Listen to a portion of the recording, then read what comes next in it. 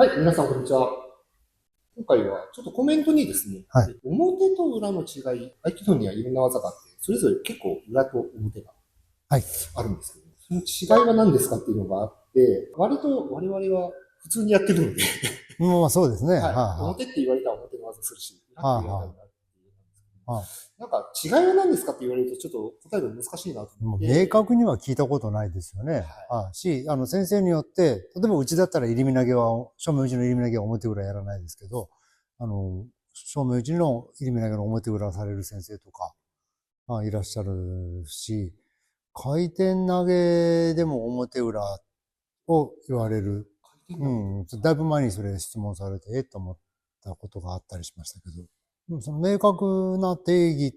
ていうのは私もちょっとすみません、勉強不足しか聞いたことはない。だからまあ、その先生に聞かれるのがベストだとは思うんですけども、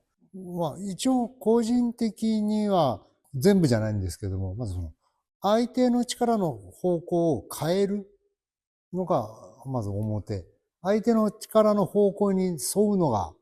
裏っていうのが、まあ自分の中では一つあるんですよ。例えば、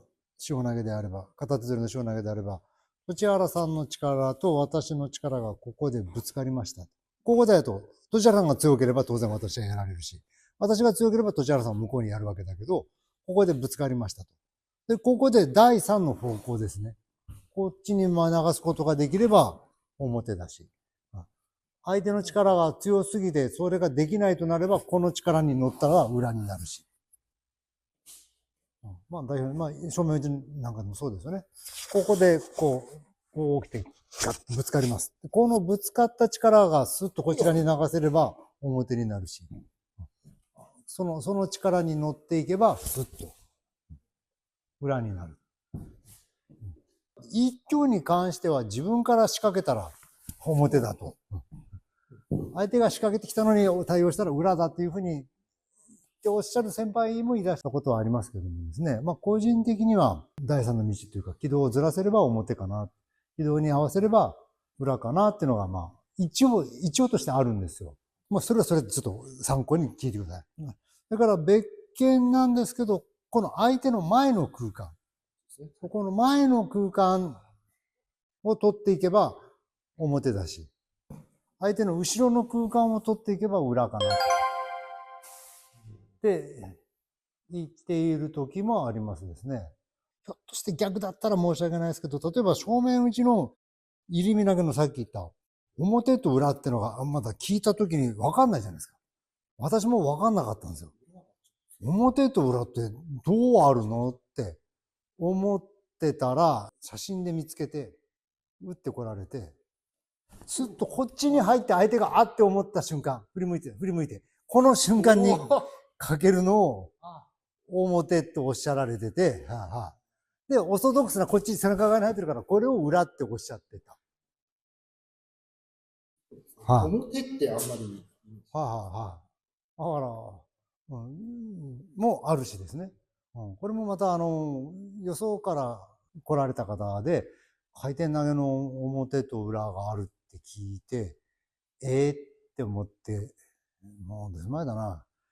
で聞いたら、まあ、その答えは、片取りですかね。片取りの回転投げで。これ実はですね、回転投げの時にやったかやらなかったか覚えてませんけど、ここの状態まで来た時に一旦引いて出ていくのが今主流というか、なってるかなっていう気がするんですけども、やってる、やりましたね。審査の時にやったと思います。私は、うちのは、自分の前に相手を捉えろと、失礼、今失敗。ですね。失敗。いや、これね、毎回やられるんで、こうしとかないと足踏まれるんで。よいしょ。で、自分の前に捉えて、ここからこの足を引いて投げるバージョンと、蹴るようにして押し出すバージョンと、最初にそれで習ったんです。だからで、聞いたらそれを表と裏って、どっちが表でどっちが裏って言われてたか忘れましたけど、まあ多分、こっちのが表なんでしょうね。こっちが裏なんでしょうね。で、その方がどこでやられてたのかもちょっと全然覚えてないんですけど、なるほどねって、うちはそれ別に表裏分けないんですよって、ただその2パターンあるよっていうだけですよ、みたいなこともあるのでですね。うん。高校生の初心者の男の子に表と裏のやっぱ違いを昔、照明地域の表と裏の違いを聞かれて、自分から仕掛けたら、あるいは相手の振りかぶりに線が取れたら表だよって。相手が仕掛けてこられた時には裏だよ、みたいな説明をしてたら、その子が、単純にこっちに踏み込んだら表、こっちに行ったら裏じゃダメですかって言われて、それが一番手っ取り早いね、みたいな感じで。そしたら要するに前を取る、後ろを取るっていう形になってくるからですね。相手の前に行けば表だね。後ろに行ったら裏だね。で、それでいいんじゃないみたいな話をしたこともありますけどもですね。分けることにあまり意味を持たせすぎない方がいいのかな。そんなにこだわらなくていいのかもしれませんけど、表があるからこそ裏があるんだぞって、言われたこともあるんですよね。最初にまず一挙を習った時に、ここで表が取れる。表が取れるからこそ、はいっていう裏がより効果的になるっていう。だから表があるからこそ裏があるんだみたいなことを、それ逆もまたしかりですもんね。でもそういうふうに言われたこともあるのでですね。というわけで、毎度逃げ工場ですいませんけど、先生に、ついてある先生に、と言いながら、なかなか質問しにくいこともありますからね。参考にしてもらえれば。はい。すみません。